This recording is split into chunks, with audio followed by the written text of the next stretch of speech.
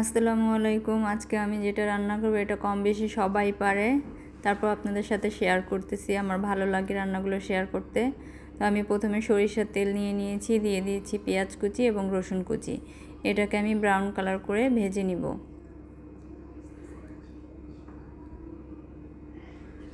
এটা brown colour হয়ে গেছে। এখন আমি এটার মধ্যে দিয়ে দিব কিছু আস্ত জিরা।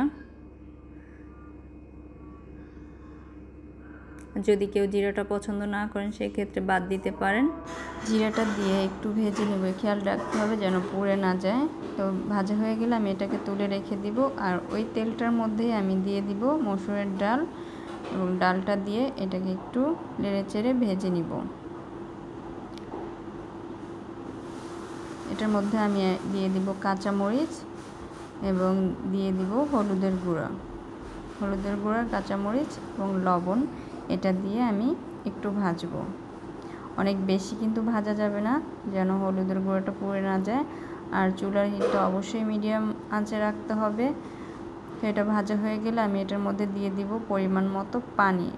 পানিটা আপনারা আপনার পছন্দ মতো দিয়ে নিতে পারেন। যদি কেউ একেবারে শুকনো শুকনো করেন সেক্ষেত্রে পানিটা কম দিতে হবে। আর যদি একটু ভিজা রাখেন ডালটা, তাহলে একটু বেশি দিতে হবে। সেটা নিজের পছন্দ অনুযায়ী দিয়ে নেবেন। আর চুলার হিটটা অবশ্যই মিডিয়াম হিটে রাখবেন, তাহলে ডালটা খুব ভালোভাবে ফুটে যাবে। এবং ফুটে উঠলে আমি এটার মধ্যে দিয়ে দিব কচুর লতি, যেটা আমি ধুয়ে পরিষ্কার করে কেটে নিয়েছি। তো এটা সেদ্ধ হওয়ার জন্য একটু অপেক্ষা করতে হবে। আর দেখুন ডালটা কিন্তু ফুটে গিয়েছে, আর আমার কচুর লতিটা সেদ্ধ হয়নি, তবে এটার মধ্যে আরও পানি আছে। আমি আরও একটু শুকনা করব। আর শেষের পর্যায়ে শুকনো হয়ে গেলে যেরকম রাখবেন তার একটু আগে আমি পেঁয়াজ আর রসুনের যে বাগারটা উঠিয়ে রেখেছিলাম সেটা দিয়ে দিব।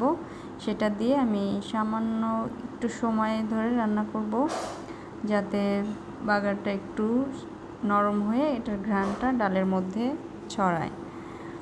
তো আমার রান্নাটা প্রায় শেষ। আর এই ডালটা কে কে পছন্দ করেন, আমার রেসিপিটা যদি ভালো লাগে তাহলে অবশ্যই একটু শেয়ার করে দেবেন, লাইক করবেন, কমেন্ট করবেন।